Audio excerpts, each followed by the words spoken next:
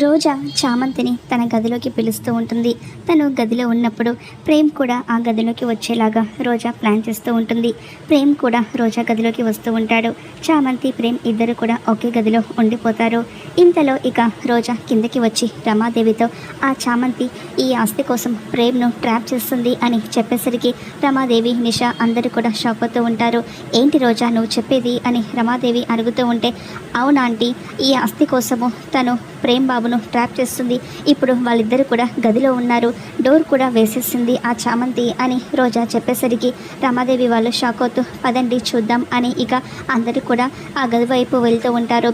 ఇక గదిలో ప్రేమ్ చామంతి ఇద్దరు కూడా ఉండేసరికి నీతోనే మాట్లాడాలి అని అనుకుంటున్నాను అని ప్రేమ్ చెప్తూ ఉంటాడు.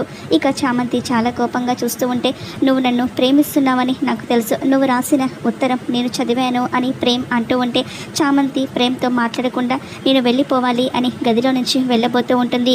ప్రేమ్ ఆగు చామ్ అని తన చామంతి చేయి పట్టుకొని లాగుతూ ఉంటాడు. అలా లాగేసరికి చామంతి ప్రేమ్ ఇద్దరు కూడా బెడ్ మీద పడిపోతారు.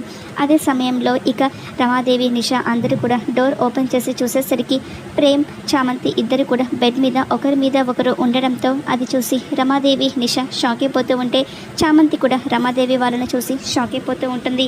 మరి ఇక రమాదేవి చామంతికి ఏ శిక్ష వేయబోతుంది, ఏం జరుగుతుందో చూద్దాం.